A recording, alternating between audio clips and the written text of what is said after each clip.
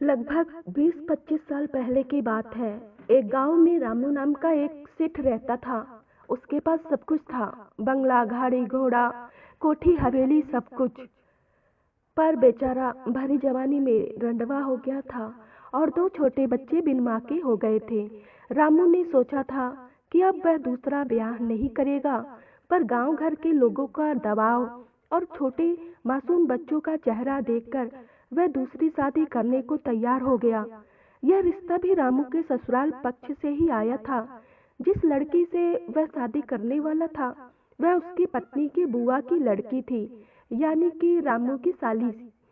रामू की यह दूसरी शादी थी, इसीलिए कोई ज्यादा तामझाम नहीं किया गया था और शादी में ज्यादा लोगों को भी नहीं बुलाया गया था।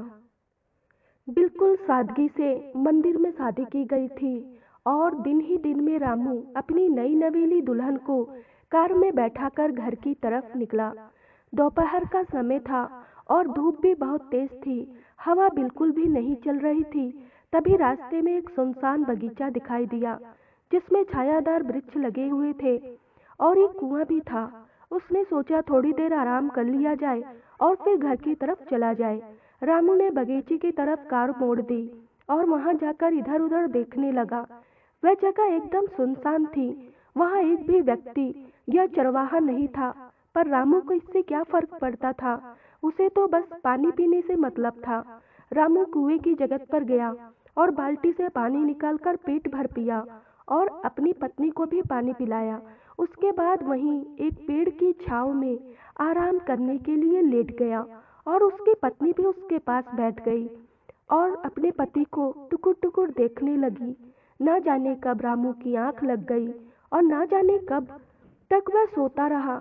जब उसकी आंख खुली तो शाम हो गई थी और उसकी पत्नी वहीं पास में बैठी शून्य में ताके जा रही थी।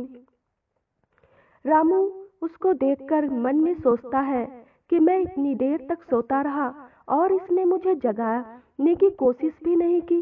शायद लजा रही होगी इसीलिए मुझे नहीं जगाया, पर यह रामू का भ्रम था। फिर रामू उसको लेकर घर पहुंचा।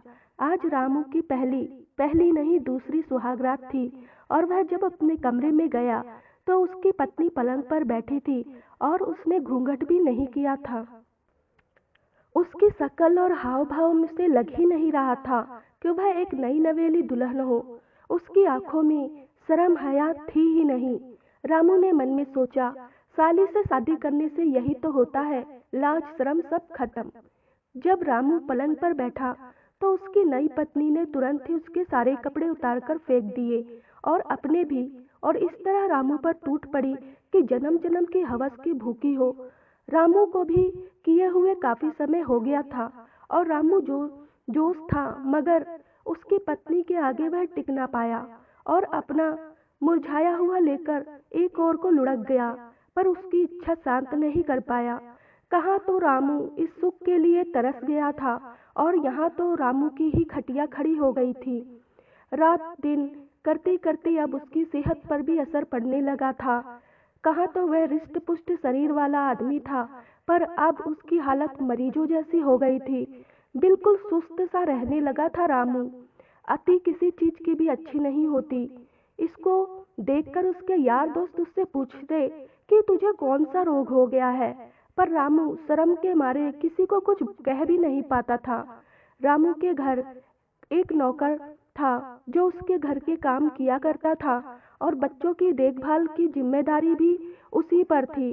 वह बच्चों को लेकर दूसरी कोठी में रहता था और रामू वहीं जाकर बच्चों से मिल लिया करता था, क्योंकि उसकी नई पत्नी का चाल चलन उसे थोड़ा अजीब सा लगता था। वह दिन में कई कई बार नहाती थी और घर में बहुत कम ही कपड़े पहनती थी या पहनती ही नहीं थी। पूछने पर कहती थी कि मुझे बहुत गर्मी लगती है। कभी कभार नौकर घर आ जाता था तो उसके सामने भी वैसे ही घूमती रहती थी। नौकर ने उसकी शिकायत भी की पर उसका कोई असर नहीं पड़ा। इस बीच उसका कई बार गर्भपात भी हुआ, मतलब 2-3 महीने में ही उसका बच्चा गिर जाया करता था। एक रात रामू की आंख खुली तो उसने देखा कि उसकी पत्नी पलंग पर नहीं है। उसने उठकर पूरे घर में उसे खोजा पर वह कहीं भी दिखाई नहीं दी। रामू आकर पलंग पर लेट जाता है तब सुबह के 4 बजे उसकी पत्नी उसके बगल में आकर लेटती है। उसके आने से पूरे घर में बदबू फैल जाती है, जैसे घर में कोई मुर्दा सड़ा हुआ आ गया हो। अब रामू को उससे डर लगने लगा था, क्योंकि वह रोज रात को घर से बाहर चली जाया करती थी। एक बार रामू ने उसका पीछा करने की सोची। उसने देखा कि चांद के निकलते ही घर के बाहर कई साए खड़े होकर उसकी पत्नी को बुला रहे थे, और वह एक ही छलांग में दीवार फांदकर उनके साथ इतनी तेजी से भागी कि रामू उसका पीछा ही नहीं कर पाया था। अब रामू यह भली भांति जान गया था कि जिसे वह अपनी पत्नी समझ रहा था, दरअसल वह तो एक परेतिन थी। पर वह कुछ कर भी नहीं सकता था, क्योंकि उसे अपनी और अपने बच्चों की जिंदगी की चिंता थी। यही उससे पता चला जाता कि रामू को उसके बारे में सब कुछ पता चल गया है, तो वह बच्चों को नुकसान पहुंचा सकती थी। इसलिए रामू उसके सामने ऐसे एक्टिंग करता जैसे उसे कुछ पता ही नहीं है।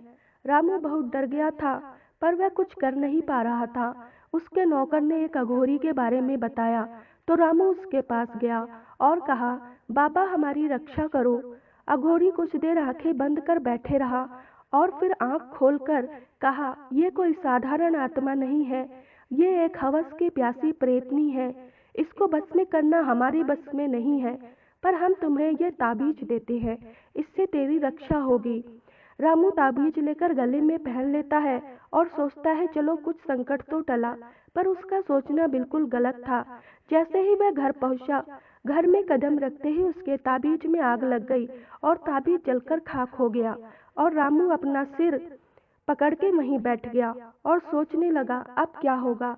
रामू बहुत ही परेशान था कि अब क्या करे, किसके पास जाए। एक दिन शहर से उसका दोस्त राहुल उसके घर आया। वह पुरातन विभाग में किसी काम से 2-4 दिन के लिए रामू के घर आ ठहरा था। एक दिन शाम को पीने पिलाने के दौरान रामू ने अपने दिल का दर्द उससे कह सुनाया। रामू को यह नहीं पता था कि उसका दोस्त एक गुप्त तांत्रिक भी है। वह तंत्र मंत्र की साधनाएं भी करता है, पर वह अपनी इस विद्या को गुप्त ही रखता था। पर जब उसकी जरूरत होती थी तो उसका प्रयोग भी करता था। राहुल को देखकर कोई कह भी नहीं सकता था कि वह एक तांत्रिक भी हो सकता है। सीधा साधा पैंट शर्ट और एकदम डैशिंग रहता था राहुल। राहुल ने रामू की मदद करने की सोची।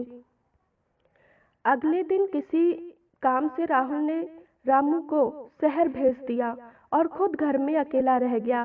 उसने इशारों इशारों में उसकी पत्नी से ऐसा कहा जैसा वह उससे प्यार करना चाहता है, और उसने पूरे घर को मंत्रों से अभिमंत्रित कर दिया और अपने पलंग के चारों ओर लहसुन की माला लटका दी। उससे पता था कि वह रात में उसके पास जरूर आएगी, और हुआ भी ऐसा ही। वह रात को राहुल के पास आई, और जैसे ही उसके पलंग के पास आई उसे जोर का झटका लगा और वह दूर जाकर गिरी। अब उसे पता चल गया था कि राहुल ने उससे धोखा किया था। वह उठी और घर से बाहर भागने लगी। तभी उसे एक और जोर का झटका लगा, क्योंकि राहुल ने घर का भी बंधन कर दिया था, जिससे वह बाहर भी नहीं जा पा रही थी और पड़ी पड़ी तड़पने लगी। उसने फिर से राहुल पर हमला किया, पर वह दूर जाकर गिर गई। वह तड़प कर राहुल से कहने लगी, मुझे जाने दो। राहुल ने कहा उससे कहा, पहले अपने बारे में सब कुछ शुरू से बताओ। इस लड़की के शरीर में कहाँ से आई, तभी तुम्हें जाने दूंगा। और इतना कह कर के राहुल ने कुछ मंत्र बुदबुदाए और उसके ऊपर पीली सरसों फेंक दी, जिससे वह एकदम तड़प गई और कहने लगी, बताती हूँ,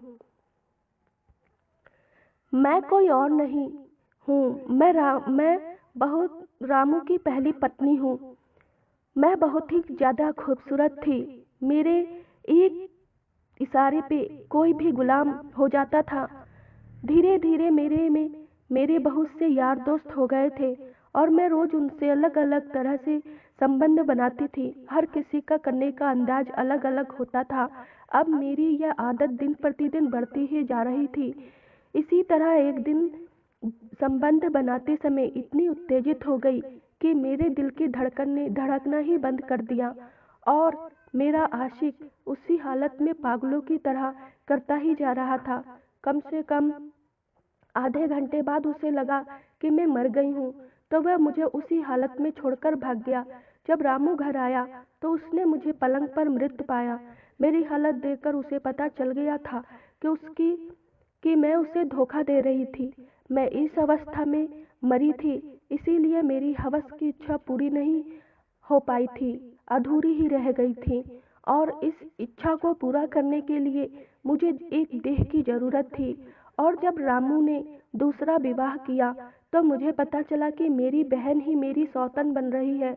मुझे अंदर ही अंदर उससे जलन होने लगी।